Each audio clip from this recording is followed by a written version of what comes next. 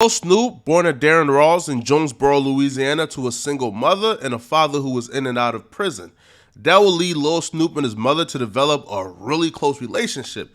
Now, Lil Snupe took to music really early on. According to his mother, Lil Snupe started rapping as soon as he could talk. However, he became formally making music with the help of his mother at 4 years old. It was safe to say that bro was a prodigy. Lil Snupe was a music prodigy. Now, his music interest increased when his family moved to Dallas, Texas, when he was about 8 years old, and that's when Lil Snupe really started rapping and really started grinding. Despite having an interest and gift for music, he just couldn't get out of his own way. He was still tangled up in the streets of a juvenile, leading him to go to juvenile detention several times. However, Lil Snupe kind of wisened up in his late teens as he really started pushing his music and started taking rapping seriously. In December of 2012, he released his debut mixtape, 16 and Running. Now, that was the mixtape that really got him his buzz and will later get him signed. You see, at this point in his life, Lil Snupe and his mother had moved back to Jonesboro, Louisiana to get more support from family and just be closer to family in general. Lil Snupe was a rising teenager, his mother was a single mother, and she needed all the help she could get with Lil Snupe.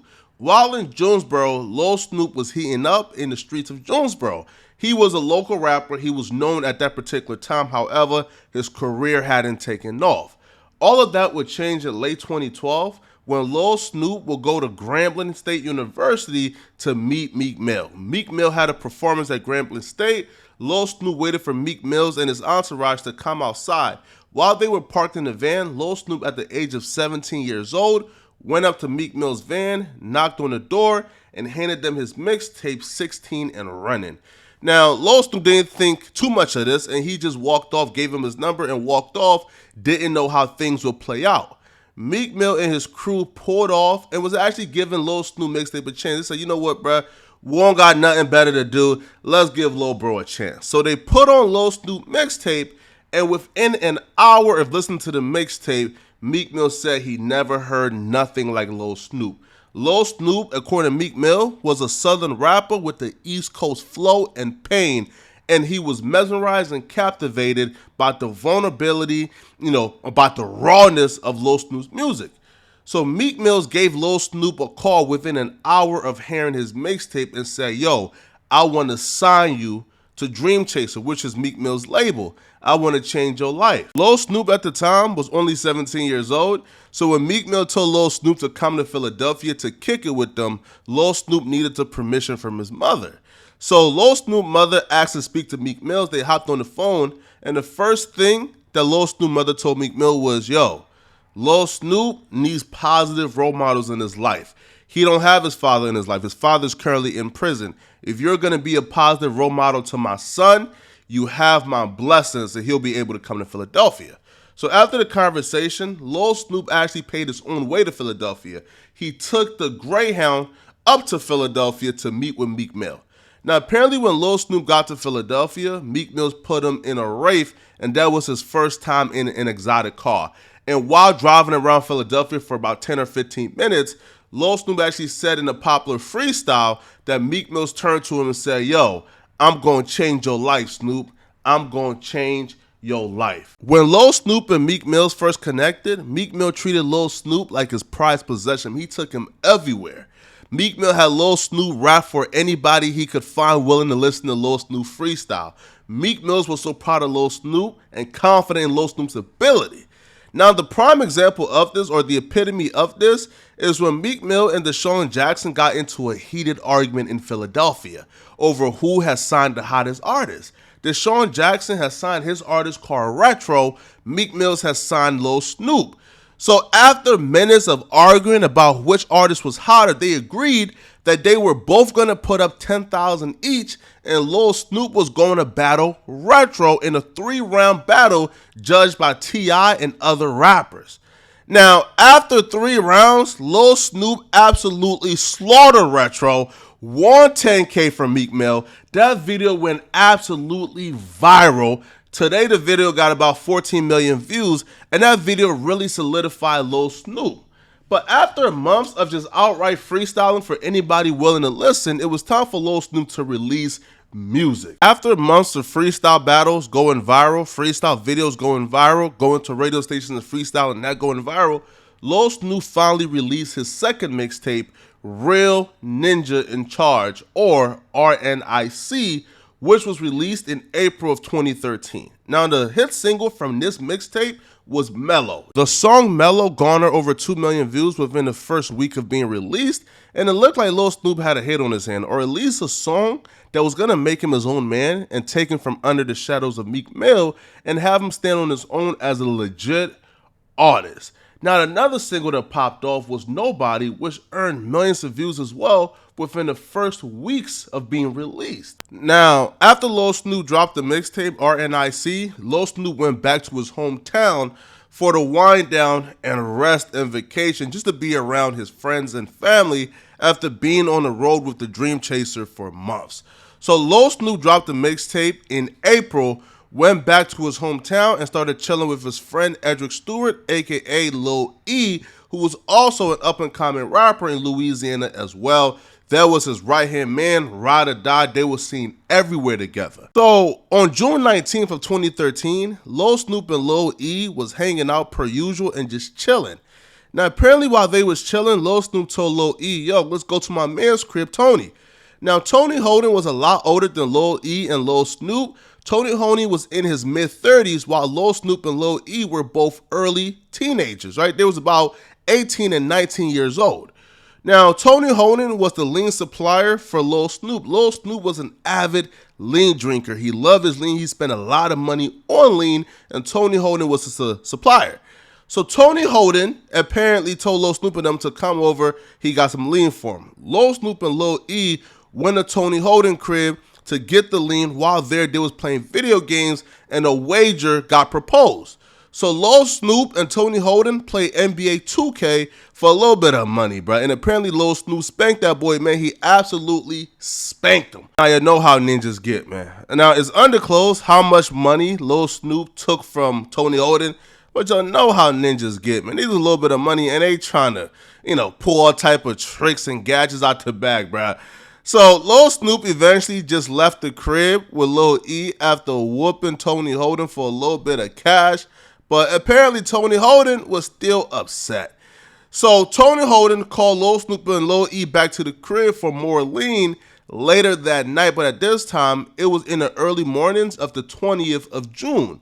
So when Lil E and Lil Snupe pulled back up to the crib, a gunman came out and shot and killed Lil Snupe. After Lil Snupe was shot down in the parking lot, Lil E hopped back in the car that he came with Lil Snupe and took off. Lil E was currently on probation and didn't want to stay around for the police. Now, after Lil Snupe was pronounced dead on June 20th of 2013, there was a manhunt out for Tony Holden because he was believed to be the shooter and the #1 suspect. Tony Holden was arrested. Now, he was charged with a slew of charges, including possession of a firearm as a felon and first-degree murder. So the charges stuck on Tony Holden until Lil Snupe's autopsy came back, and it looked like the gun that Tony Holden had turned in did not match the bullets that were found in Lil Snupe. So the first-degree murder charges were dropped on Tony Holden, and there was still a search out for Lil Snupe's killer. Now, y'all know where I'm going, bro. The next obvious candidate was Lil E, Lil Snupe's man. But you guys know, man, in the streets ain't no such thing as a friend, bro. All these dudes, listen, the back door is the next closest thing to you, man, so watch your back. So Lil E was looked at as the second suspect. So he was instructed to turn in his gun. So Lil E turned in his gun, and guess what, folks? Lil E gun was not a match for the bullets found in Lil Snupe. This led police to a dead end with no positive motive and no suspects. Police were lost and confused. 4 years later, Lil Snupe's mother finally spoke out publicly, and she exonerated Tony Holden and said Tony Holden did not kill Lil Snupe, that the killer of Lil Snupe was actually Lil E. She made these statements with Break the Bank TV, and she also took it further and spoke with Rolling Stone, where she gave a statement in an article claiming Tony Holden was also innocent again and Lil E was the killer. This will lead Lil E to go on Break the Bank TV to clear his name, and he said he did not kill Lil Snupe. He would insinuate that Tony Holden turned in the wrong gun and that Lil Snupe was not killed. Again, unpopular contrary belief, right? Because folks were saying that Lil Snupe was killed over a dice game. He said, nah, Lil Snupe was not killed over a dice game. Lil Snupe and Tony Holden was playing NBA 2K. Things got tricky. He wasn't trying to say too much. He just said, yo, things got tricky and things happened. And things happened. Now, he didn't insinuate that Tony Holden turned in the wrong gun because his words were, man, come on, man. I seen the gun, man. I seen the gun, man. And the gun that was turning, man, I don't know, man. So he's insinuating that Tony Holden turned in the wrong gun and that he's innocent. Right now, Lil Snupe's death is still a mystery, and nobody has been arrested or charged further than Tony Holden. Lil Snupe's mother is still pushing for the arrest of Lil E, and she claims that Lil E is the murderer of her son. Lil E is still adamant about being innocent and saying that his gun didn't match the bullets that were found in Lil Snupe either. But yo, let me know in the comment section, what do you guys think, man? Do you guys think that Lil E did it or Tony Holden, or do you guys think the killer is still at large? It's your boy, Reporting Flacco, man. Like the video, sub to the channel, comment if you got something to say, or just comment for the algorithm. It's your boy, Reporting Flacco. I'm out of here, folks. Peace.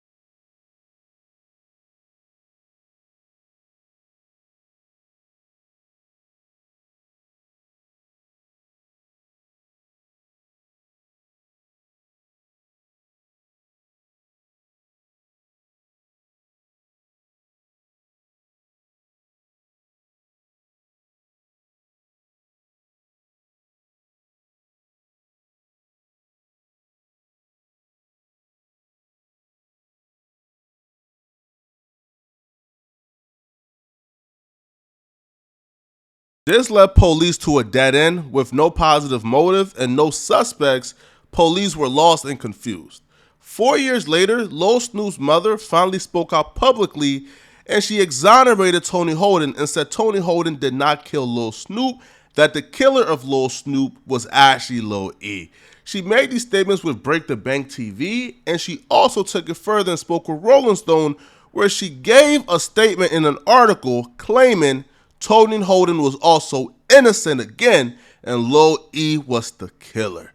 This will lead Lil E to go on Break the Bank TV to clear his name, and he said he did not kill Lil Snupe. He would insinuate that Tony Holden turned in the wrong gun and that Lil Snupe was not killed. Again, unpopular contrary belief, right? Because folks were saying that Lil Snupe was killed over a dice game. He said, nah, Lil Snupe was not killed over a dice game. Lil Snupe and Tony Holden was playing NBA 2K. Things got tricky. He wasn't trying to say too much. He just said, yo, things got tricky and things happened.